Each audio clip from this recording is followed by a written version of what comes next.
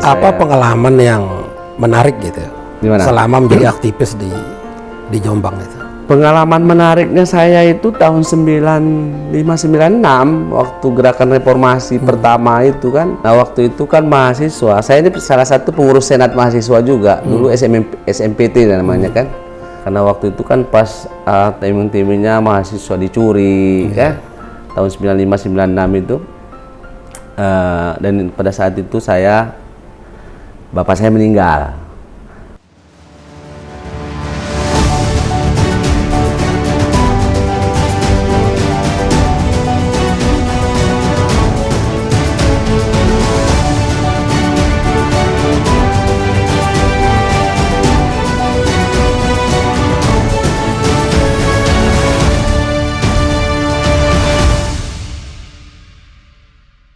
Assalamualaikum warahmatullahi wabarakatuh. Waalaikumsalam warahmatullahi wabarakatuh. Alhamdulillah hari ini saya dan tim redaksi Suara NTB berkesempatan bersilaturahim dan berbincang-bincang dengan Wakil Bupati Kabupaten Sumbawa Barat, Bapak Put Saifuddin ST. Apa kabar Pak Wabub? Baik Bang, sehat. Mudah-mudahan Abang sehat juga ya. Alhamdulillah, sehat juga ini. Alhamdulillah. Mungkin Pak Wabub bisa cerita masa kecil dah. Ya. Masa kecil dan perjalanan pendidikan. Ya. Jadi Bang Agus, saya ini anak desa saya ini. Jadi saya betul-betul asli Sumbawa Barat. Jadi orang tua saya, bapak saya orang Desa Beru, Kecamatan Berangrea. Kalau dulu kan masih berkecamatan Taliwang dulu. Dan mama saya itu orang pegunungan, orang Makat Muntih. Yang punya hutan di Makat Muntih sana. Jadi betul-betul anak desa kita ini, yang alhamdulillah masa kecil saya dihabiskan di Taliwang. Saya lahir tahun 1975, tepatnya 11 Maret 75 Bang. Jadi umur saya sekarang alhamdulillah 48 tahun. Di masa kecil saya dihabiskan di Taliwang. Saya sekolah di SDN 7 Taliwang. Terus unik saya ini dari SDN 7, waktu zaman dulu kan tahun 80-an, saya tuh masuk MTS Bang. Masuk MTS dulu tuh tanda kutipnya kan kita dianggap bodoh Bang. Oh kok bisa begitu? Iya karena, enggak masuk SMP katanya, kan dulu kan pakai NIM. Padahal NIM saya itu ya lebih-lebih lah untuk masuk ke SMP negeri. Tapi yang dulu itu ya itulah saya sangat mengapresiasi apa yang dilakukan oleh orang tua saya, terutama bapak saya. Jadi saya dulu itu tamat SD belum tamat ngaji Bang. Jadi karena enggak tamat ngaji, bapak saya itu enggak memperbolehkan saya masuk SMP. Harus masuk Madrasah Sanawiyah, MTS. Karena di sana pelajaran agamanya ya lengkap. Dan kita masih harus belajar ngaji, karena saya harus tamat ngaji Bang. Betapa saya lihat waktu itu kok bapak saya ini kan kejam sekali gitu loh. Satu sisi kan waktu itu, satu sisi kan anak-anak kalau dianggap itu anaknya pintar atau pandai gitu kan harus masuk SMP gitu loh. Dan orang pada bangga semua, tapi saya nggak boleh masuk SMP gara-gara saya nggak tamat ngaji. Nah setelah itu baru saya masuk Madrasah Sanawiyah MTS tahun 91. Saya tamat tahun 94. Uniknya setelah dari MTS saya itu masuk ke SMA 3 atau sekarang SMA 5 Mataram Bang. Oh di Mataram. Jadi SMA-nya di Mataram. Mulai merantau di SMA. Nah ketika merantau ini tinggal sama keluarga atau kos Bang? Oh kos. Jadi saya kos karena kebetulan waktu itu ya di Lombok kita nggak punya keluarga kan. Jadi masak sendiri waktu itu? Masak sendiri, ya jadi kita belanja ke pasar sendiri. Padahal masih kecil ya waktu itu? Oh kecil sekali, dan badan saya dulu kecil Bang. Tetapi waktu itu ya diajarkan untuk berdikari sama orang tua saya. Itulah makna saya yang pertama ketika orang tua saya ndak memberikan izin saya masuk SMP itu dulu marah. Tapi setelah dewasa saya coba saya ndak masuk MTS, saya tidak bisa seperti ini gitu, karena ternyata setelah saya mengevaluasi hidup kita ini, bahwa kita ini akan mati, bahwa dalam hidup ini pasti kita harus memperbanyak amalan untuk persiapan ke akhirat nanti. Jadi Dan ketika saya menjadi pemimpin seperti hari ini, jadi wakil bupati, ya saya bisa berbicara di depan orang, karena saya bisa ngaji, saya bisa menerjemahkan ayat Al-Quran untuk kita berikan, saling mengingatkan dengan masyarakat, atau berwatawasau bil haqqi watawasau bis sabri, karena saya bisa mengaji itu. Jadi baru saya lihat, betapa saya tuh bersyukur gitu ketika dulu saya pernah masuk MTS, padahal dulu pas masuk tuh marah-marah gitu loh. Nah, karena jiwa muda kan Bang, tapi setelah hari ini, ini loh, saya bisa belajar ngaji, bisa belajar sholat, bisa mengerti ketika kita harus mengabdi kepada Tuhan, itu kan, pada Allah Subhanahu wa Ta'ala, karena kita memahami dan membaca isi Al-Quran. Nah, apa pelajaran atau pengalaman penting ya ketika mulai kan merantau itu? Jadi merantau itu karena sudah kebiasaan Bang. Kebiasaan saya itu bukan sayanya, tetapi orang tua saya itu sudah mengajarkan kita itu merantau dari kakak saya. Jadi abang saya yang pertama masuk pondok di Ponorogo, Wali Songo, Jawa Timur. Abang saya itu yang pertama. Yang kedua kakak saya ini anak paling kecil Bang, nomor 3 dari 3 bersaudara. Dua-dua abang dengan kakak saya yang cewek ini di pondok pesantren di Ponorogo. Nah, yang uniknya lagi, mereka tamat dari Ponorogo, Wali Songo, Jawa Timur ini, mereka kuliahnya di Jombang. Di Jombang kan, itu kan kota santri Bang, bukan kota orang kuliah gitu kan. Dan di sana itu ada namanya Universitas Darul Ulum Jombang, ada pondoknya, ada universitasnya. Uniknya saya setelah tamat SMA 5 itu, saya di warning sama bapak saya, sama mama saya, ya karena kebetulan ya mama saya ini swasta, bapak saya pegawai kecamatan, ya, pegawai negeri. Jadi warning saya, kalau kamu mau sekolah harus ikut kakakmu, harus ikut abangmu, nggak boleh kemana-mana. Saya dulu maunya ke Malang atau ke Jogja gitu kan, karena saya ini bukan santri gitu kan, bukan tamatan pondok gitu loh. Tetapi nggak boleh. Dan yang kedua, uang sakumu terbatas. Jadi saya waktu itu Bang, uang saku saya sama bayar kos 75.000 Bang. Cukup ya waktu itu ya? Tahun 94. Cukup Ya harus ya? dicukupkan Bang. Jadi waktu itu masih kos kita itu satu kamar itu 25.000 satu bulan. Uang bulan kita 50.000 Bang. Itu karena saya itu masuk teknik sipil, tapi ke Darul Ulum itu bukan masuk ke pendidikan agama, tapi ke eksak juga gitu, ke teknik sipil. Nah, sudah barang tentu kan yang di sana kan ilmu banyak kan ilmu agamanya, bukan ilmu eksaknya gitu loh. Tapi kalau saya tidak mau, ya orang tua saya tidak boleh saya sekolah. Ya saya ikhtiar, yang penting saya sekolah, saya kuliah gitu, melanjutkan kuliah saya. Nah, di sanalah saya terbentuk, ya kita selaku anak Indonesia Timur ya Bang ya. Ya itulah kelebihannya orang luar Jawa, itu ada keberanian kita ini, walaupun kecil. Kalau kita ini kan ada keberanian orang luar Jawa ini masuk ke Jawa.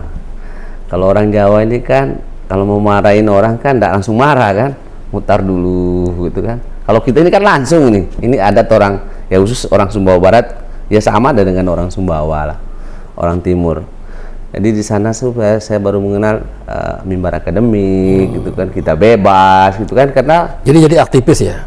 Iya, jadi saya itu semester 1 itu ya alhamdulillah, karena dulu daerah Jombang Jawa Timur ini ya barometer gerakan nasional mahasiswa.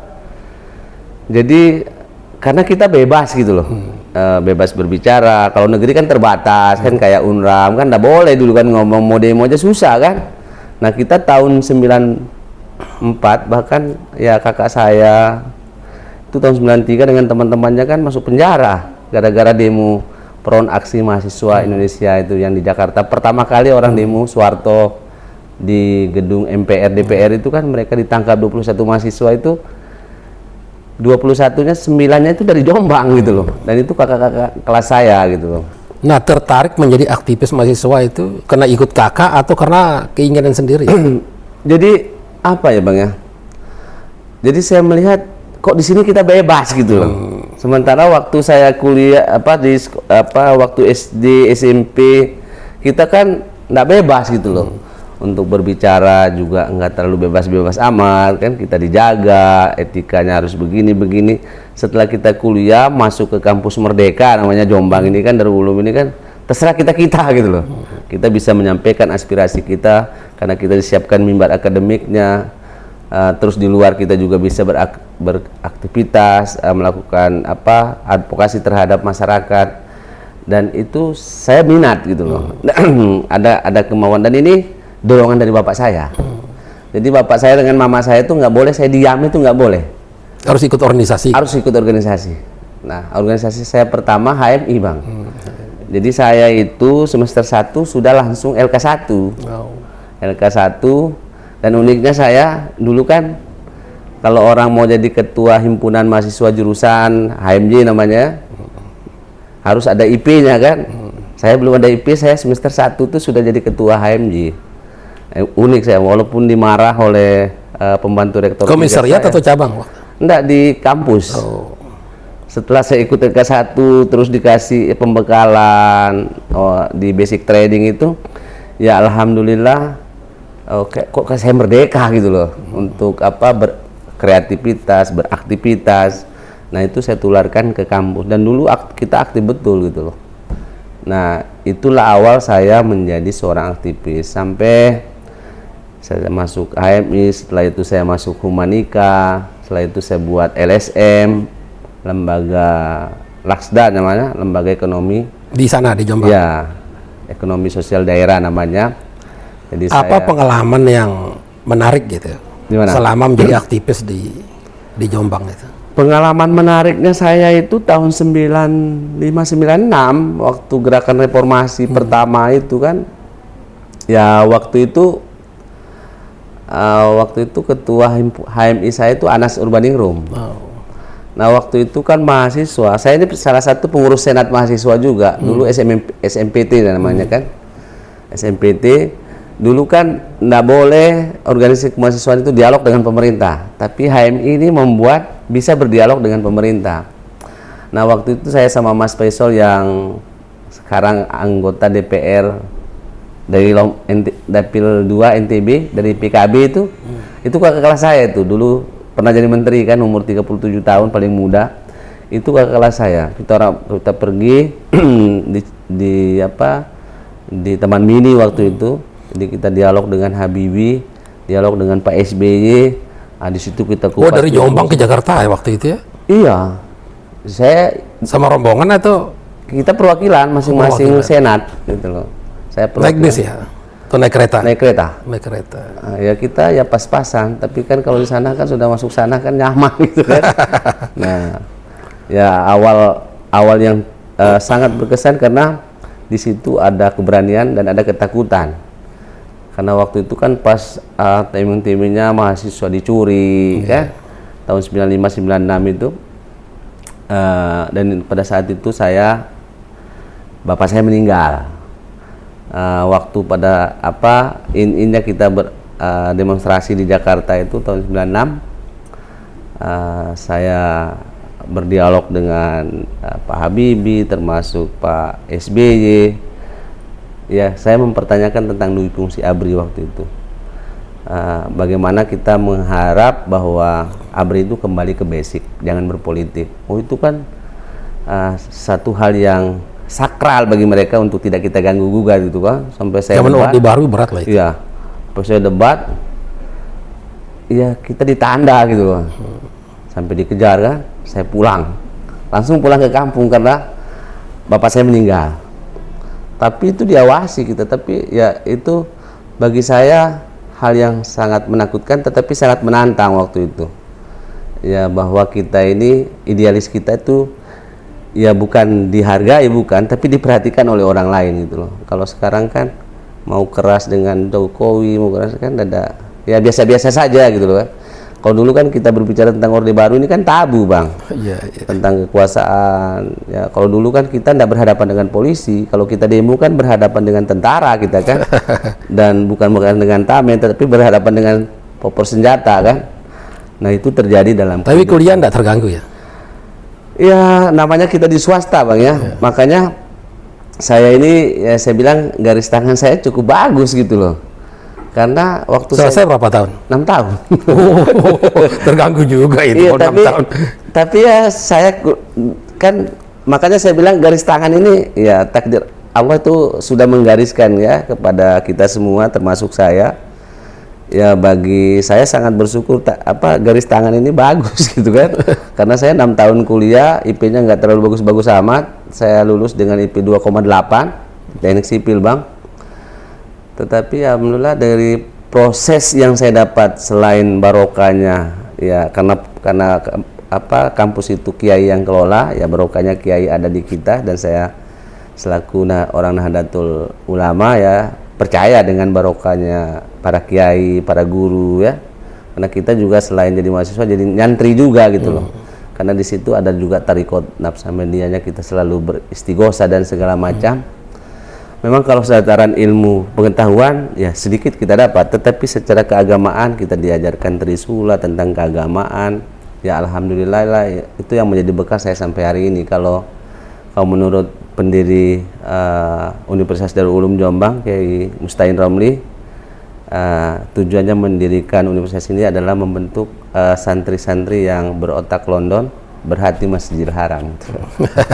Jadi kita boleh cerdas, tetapi hati ini tetap kepada Allah Subhanahu Wa Taala. Nah itu fenomena yang. Nah setelah selesai kuliah itu langsung terjun ke politik atau? Jadi sempat saya bekerja? itu Bang, ya unik, saya ini kan dalam saya kuliah orang tua saya meninggal dua-duanya. Jadi saya tamat itu tahun 2000 loh Bang. Lama, 94 ke 2000. Jadi 95 bapak saya meninggal, 96 bapak saya meninggal. 1 tahun kemudian. Saya waktu itu semester 6. Oh bapak duluan ya? Iya, bapak duluan. Bapak dua baru mamak saya. Jadi yang mau biaya kita siapa ini? Sementara kakak saya belum ada yang kerja gitu loh. Ya, belum mapan gitu. Ada yang masih kuliah dengan kita gitu kan. Ya, tetapi ya karena ya kemauan kita mau mundur salah. Dan ini adalah amanat orang tua, harapan orang tua. Saya mau maju juga biayanya dari apa ya? Ya itu Bang, saya dirikan LSM. Saya aktif di kampus, ya kita jadi bayar SPP itu dari hasil ketika kita dikasih kampus, kita pergi pertemuan. Saya juga dulu pengurus himpunan mahasiswa teknik sipil wilayah 9 Jawa Timur Bang. Walaupun kita swasta, tetapi kita mengordinir wilayah 1 Jawa Timur tentang mahasiswa teknik sipil. Jadi kita pertemuan kemana-mana, kita dikasih duit kan. Biasanya dibantu bupati kan, kita pergi ada sisa bayar SPP saya Bang. Itu proses perjalanan ya untuk apa ya? Untuk apa? Agar waktu saya kuliah, waktu saya bisa memenuhi kebutuhan hidup saya, ekonomi saya. Kalau ketertarikan sebagai politisi sejak kapan? Saya masih kuliah itu, jadi saya kan sudah buat LSM Bang. Jadi ada sejarah unik buat saya ini. Saya ini kan orang pendatang di Jombang nih Bang. Pendatang karena saya sering demo mungkin ya, sering buat aktivitas seminar. Saya pernah buat seminar narkoba, saya datangkan Novia Ardana sama Bang Henry Suniningrat, ketua Granat waktu itu. Terus sering aksi, kita protes kebijakan pemerintah. Nah dulu tahun 99 saya itu masih sekolah, masih kuliah, tapi sudah tidak aktif di dunia kemahasiswaan. Saya punya LSM namanya Laksda itu. Saya dipilih untuk jadi anggota Bawaslu Bang. Jadi saya itu di Jombang. Luar biasa. Jadi saya itu anggota Bawaslu yang pertama di Indonesia dari Kabupaten Jombang. Jadi perwakilan dari LSM dulu saya. Karena ya alhamdulillah cukup mobil lah LSM yang saya bentuk. Makanya saya telat tamat itu. Jadi saya 1 tahun kerja. Jadi saya baru merasakan uang negara itu ya waktu saya jadi Bawaslu itu. Jadi saya kerja, saya anak paling muda dari dulu kan perwakilan mahasiswa, perwakilan LSM, perwakilan dari Muhammadiyah, NU dan kelompok-kelompok masyarakat yang diketuai oleh ketua pengadilan waktu itu. Nah saya dipilih waktu itu. Ya alhamdulillah dari proses perjalanan itu saya mengerti tentang dunia politik. Tetapi sebelum itu di HMI kan kita diajarin Bang, bagaimana kita rebut senat, bagaimana kita rebut ini kan kita diajarin oleh senior-senior kita, terus bagaimana kita buat proposal, bagaimana kita lobby-lobby. Ya ini sudah menjadi makanan sehari-harinya ndak dia di HMI, di kelompok organisasi manapun diajarin gitu loh. Jadi basic kita untuk menimbulkan kepercayaan diri, yang terus yang kedua bisa bersosialisasi dengan masyarakat, ada keberanian untuk bersuara, berteriak lah dalam bahasa kerennya mahasiswa ini, kita sudah dari dulu gitu loh. Nah 1 tahun di situ saya tamat kuliah Bang, saya bukan pulang ke sini, saya ngerantau ke Jakarta karena pada tahun itu tahun 2000 kan Gus Dur jadi presiden Bang, dan Gus Dur ini kan orang Jombang. Dan Gus Dur ini pernah jadi rektor Universitas Darul Ulum Jombang. Nah, jadi saya ngerantau sama teman-teman, sama Mas Faisal, sama Mas Imam Nahrawi, mantan menteri olahraga itu satu kos gitu Pak, satu rumah. Walaupun beda kamar tapi satu rumah. Dan di situ kita bagaimana merasakan bagaimana kita ndak makan. Ya karena kita hidup di Jakarta ini kan ndak gampang pertamanya Bang.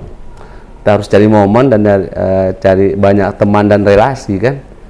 Hidup saya dulu dari demo ke demo dulu sana, dari seminar ke seminar gitu loh, untuk mempertahankan hidup. Nah setelah itu baru saya ketemu dengan teman-teman, termasuk saya ketemu dengan Mbak Damayanti namanya. Yanti Damayanti, anggota partai PDI itu, yang masuk penjara gara-gara korupsi Lampung itu kakak angkat itu Bang. Jadi proses ketemu orang banyak ini Bang, dari ketemu orang PAN, ketemu orang PDI, dan saya base campnya di PKB dulu karena Mas Faisal kan PKB gitu, Gus Dur kan di PKB. Jadi saya belajar politik dari teman-teman senior, termasuk sama Bang Hatta Tariwang kan, orang sini yang ada di sana gitu loh. Jadi banyaklah ilmu, baik ilmu politik kita dapat, kita belajar lobby, karena kita kan harus cari sesuap nasi juga kan.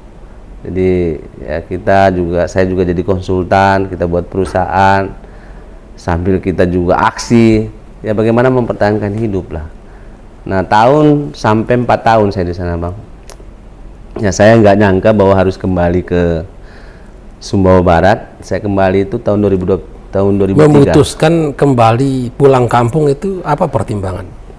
Karena dipanggil cinta Bang. Oh. Ini menarik kan. Padahal cewek cantik kan banyak di Jakarta kan. Tapi kalau sudah urusan hati ini nggak bisa Bang. Setiap minggu kepingin pulang, kepingin pulang. Dan akhirnya saya berkenalan dengan Pak Malik Salim kan, waktu beliau masih ada kan. Saya balik 2003 sama Bang Andiasi segala macam, ke Manimbang, Bang Yudiar, kita balik. Saya nikah Bang. Nah nikah belum punya pekerjaan itu Bang, makanya terus kenal sama istrinya kapan? Kan lama di Jawa, istrinya kan di KSB. Ketika saya pulang hari raya tahun 2002, kenal istri gitu, kenal calon istri lah, kita main-main di kampung kan. Kok tahu-taunya saya dari Taliwang? Iya, orang kampung Sampir, tetangga kampung. Kok ini saya ini ingat terus gitu. Aduh. Dan itu saya juga lihat bahwa takdir itu tentang jodoh itu memang Allah yang atur gitu loh. Yang pertama saya merealistiskan cewek cantik banyak Jakarta kan. Kenapa kita harus cinta dengan anak kampung kan gitu kan? Tapi itulah hebatnya Allah gitu. Yang kedua, pas mau nikah nggak punya uang saya Bang. Padahal saya sudah kerja, pulang tuh pasti habis duit saya. Nah istri saya ini kan ingin kepastian kan, calon istri ini kan kepastian ibunya kan, kapan nikah kan. 1 tahun saya kenalan itu, tapi ya setiap minggu pulang saya Bang, sampai habis yang kita punya kan. Nah setelah itu saya dipanggil, terus saya bilang sama calon mertua saya, 1 bulan saya ndak balik, kan mau disuruh ke Saudi. Kalau ndak jelas kan, ya namanya juga orang tua kan. Bilang kalau satu bulan saya tidak balik, ya silakan pergi, nggak apa-apa. Nah itulah saya lihat lagi kebaikan Allah kan. Saya pulang siang dari Taliwang ke Mataram. Sampai di Mataram saya ditelepon bos saya. Saya juga jual alat berat bang dulu tuh. Saya jadi konsultan, saya jual buku balai pustaka. Saya brand manajernya untuk wilayah NTB dulu. Saya jual komputer dulu, apa saja dulu tuh. Ya karena di Jakarta ini apa saja kan jadi uang gitu kan. Yang penting kita punya relasi. Yang alhamdulillah mobil pemadam kebakaran Dompu itu waktu Pak Jaman Abu Bakar, beliau nelpon orang stafnya beliau cari mobil pemadam kebakaran, harus ada karena kebakaran pasarnya Dompu ya pasar Dompu kebakaran tahun 2003 awal. Nah saya dapat alhamdulillah, ya itulah rezeki yang saya buat menikah bang. Jadi betapa gaib semua apa yang ya garis tangan, jodoh, rezeki. Setelah menikah itu menetap di KSB? Menetap di rumah mertua saya bang. Nah itu aneh lagi kan, karena kalau kita kan ya sama mungkin dengan abang juga ya. Dulu waktu kita habis kuliah kita mikir nih, bapak kita nggak sarjana bisa buat rumah gitu loh. Kita kapan mau buat rumah ini? Kita mau sudah menikah apa yang bisa kita berikan kan? Tapi dalam proses perjalanan banyak kita bisa buat rumah. Saya diajak bekerja di Newmont sama Pak Malik nggak mau. Tapi saya diangkat jadi konsultannya. Jadi saya mendampingi beliau lama. Jadi dari 2003 sampai saya di KPU. Terus masuk di KPU ya sempat ya? Iya, jadi setelah KPU? Karena saya kan nggak mau diajak ke Newmont, nggak mau. Ada job dibuat, saya minta seorang job itu. Iya. Saya nggak mau. Ada yayasan EPSB namanya, nggak mau. Terus katanya Pak Malik, ya beliau kayak orang tua ini kan. Ya, sama saya juga nggak punya orang tua, abang saya juga kerja di dalam kan. Kamu mau kerja apa? Insya Allah nanti takdir Allah itu menentukan arah. Tapi saya mau masuk sana, saya nggak mau disuruh bule, saya bilang. Oh gitu ya. Ya tapi seiring perjalanan 2004 itu ada tes KPU. Tes KPU ratusan orang, alhamdulillah saya lolos. Jadi ketua KPU waktu itu. Setelah itu kita berlima kan sama anak-anak aspirasi kan, sama Sarul Somasi, sama Agus Irawan Sahmi juga itu. Ya kita rebut-rebutan ketua yang akhirnya saya menang itu jadi ketua KPU gitu. Nah, itu berapa periode itu? Saya cuma 1 kali. 1 periode. Jadi nggak habis juga bang. Oh, nggak habis ya. Nyalek ya, nyalek. Iya, jadi saya menggadai hidup ini 3-4 kali bang. Jadi saya gadai hidup pertama kan kita ini udah kerja kan. Saya mundur dari KPU itu masuk caleg tahun 99. Partainya apa waktu itu? 2009. Partainya PDP. Partai Demokrasi Pembaruan Banteng Coret-Coret itu bang. Masuk saya sendiri alhamdulillah.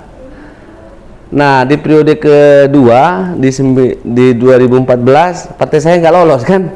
Nah, dulu saya ya itu lagi perjalanan nasib, perjalanan takdir. Dulu saya dengan. Tapi kan jadi anggota DPR sini kan? Iya, jadi anggota DPR sini. Tapi saya oposisi dengan rezim yang ada kan Pak Kiai kan dulu kan. Saya oposisi. Tapi akhirnya saya masuk ke partainya beliau juga, partai PBB. Nah, alhamdulillah 2014 saya jadi wakil ketua. Karena kebetulan, ya ini nasib juga garis tangan juga ini. Yang nyalek tidak ada pengurus yang jadi. Yang jadi tiga-tiganya kita ini orang yang baru. Tapi ya syukur alhamdulillah suara saya paling banyak gitu loh. Makanya saya sudah punya pengalaman. Jadi wakil ketua. Jadi wakil ketua 2. Kita kalah dengan PAN waktu itu. Nah, jadi wakil ketua 1, Pak Nasir ketua DPR-nya waktu itu, saya wakil ketua, Pak Iwan Panji Dinata dari Gerindra jadi wakil ketua 2. Nah ini kita dipanggil lagi nih 2015 kan. Saya waktu itu bantu Pak Pirin, belum jadi haji beliau, untuk ya membantu lah untuk bagaimana untuk mau jadi calon bupati gitu kan. Nah kebetulan waktu itu beliau sekda dan beliau ini bawahannya Pak Kiai kan. Pak Kiai partai saya ketuanya Pak Kiai kan, PBB ini kan. Ternyata saya presisinya salah kan. Ternyata Pak Kiai punya pendirian berbeda dulu itu kan sempat. Tapi saya istiqomah untuk bantu beliau untuk ya menggrit elektabilitas, kita buat aktivitas bagaimana masyarakat mau percaya bahwa Pak Pirin itu bagus gitu kan. Saya belum tahu bahwa saya akan nyalon. Kan saya dulu KPU mundur. Iya. Di PDP mundur juga 1 tahun sih Bang. Untuk masuk ke PBB itu mundur 1 tahun karena berbeda partai kan, harus mundur 1 tahun. Tapi alhamdulillah jadi. Nah, waktu membantu Pak Pirin itu belum ada pembicaraan dengan Pak Pirin akan jadi wakil ya? Belum. Jadi saya itu orang yang mungkin tidak ditahu akan nyalon sama masyarakat Sumbawa Barat malahan.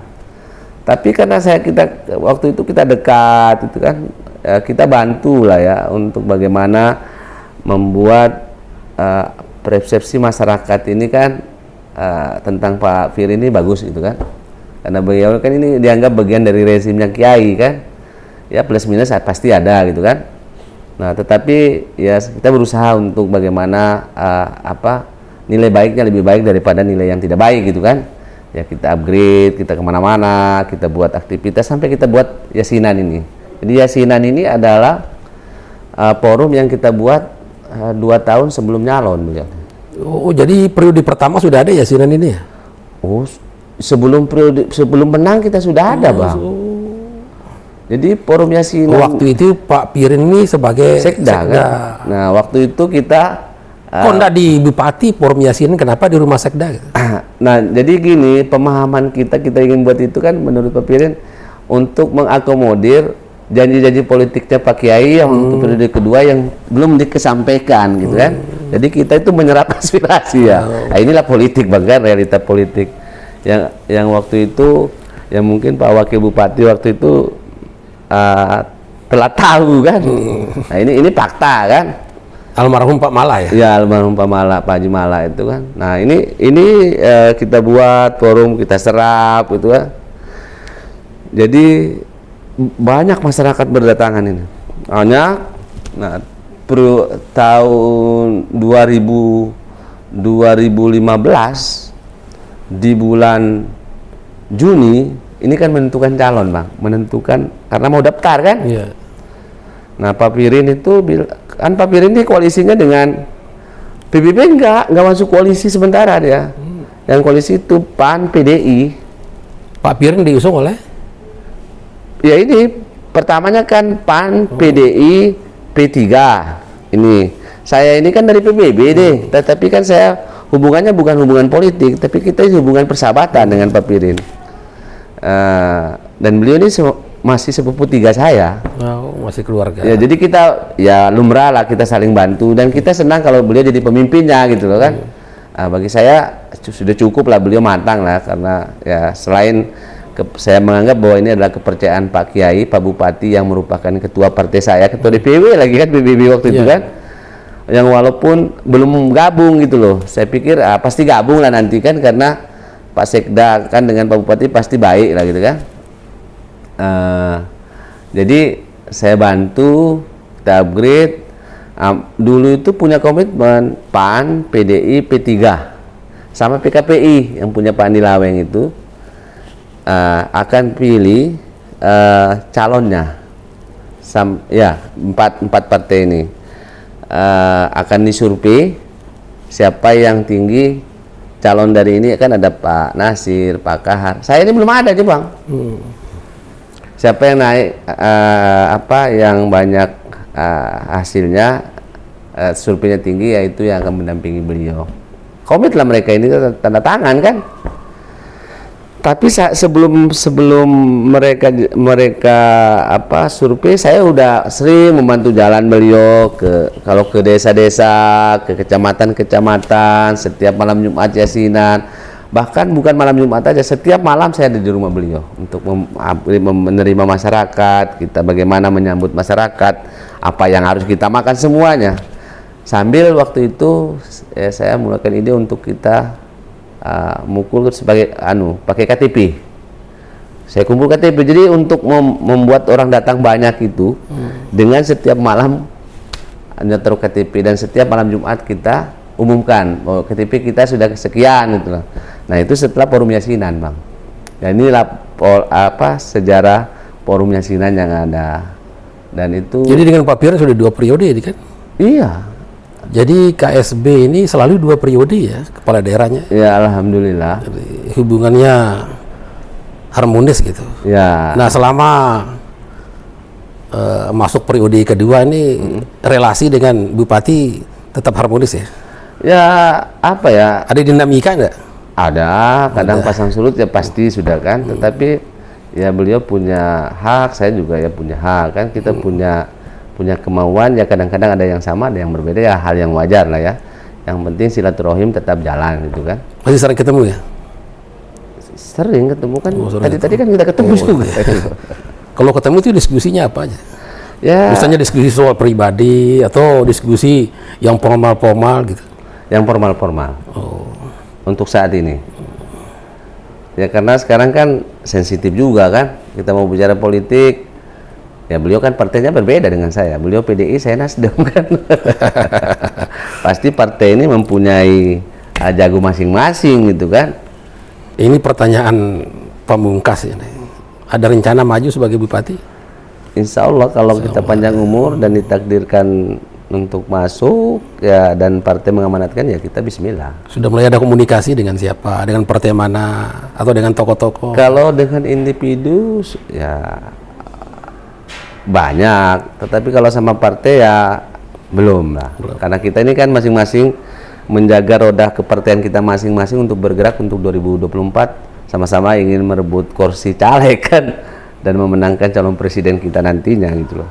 Nah selama 2 periode jadi wakil bupati, apa yang diperjuangkan menarik. Yang menarik lah diperjuangkan oleh ya itulah ya, alhamdulillah saya ini ya untuk menghindari kata serep lah ya. Kan biasanya kita jadi bupati ini kan ban serep, wakil bupati ini kan, karena memang ada tanda tangannya kan.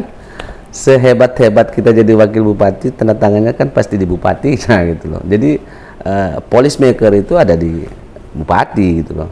Ya tetapi alhamdulillah selama periode pertama ya saya ini kan orang yang nggak bisa diam bang. Jadi saya ya karena saya alhamdulillah relasi saya banyak di Jakarta gitu kan.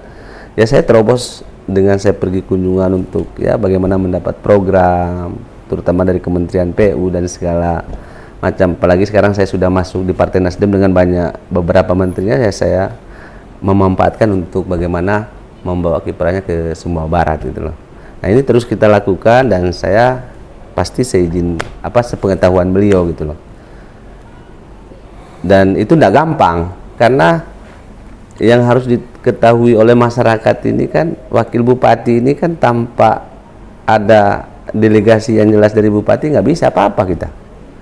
Tetapi saya di luar itu, saya mampu untuk melakukan sesuatu, misalnya saya berbicara tentang Bintang Bano, berbicara tentang Danau Lebu gitu kan, atau berbicara tentang Bronjong, atau berbicara tentang kesehatan, kehutanan, ya saya bisa terobos sendiri. Terima kasih Pak Wabub atas waktu dan kesempatannya berbincang-bincang dengan kami. Lebih kurangnya mohon maaf. Wassalamualaikum warahmatullahi wabarakatuh. Waalaikumsalam warahmatullahi wabarakatuh.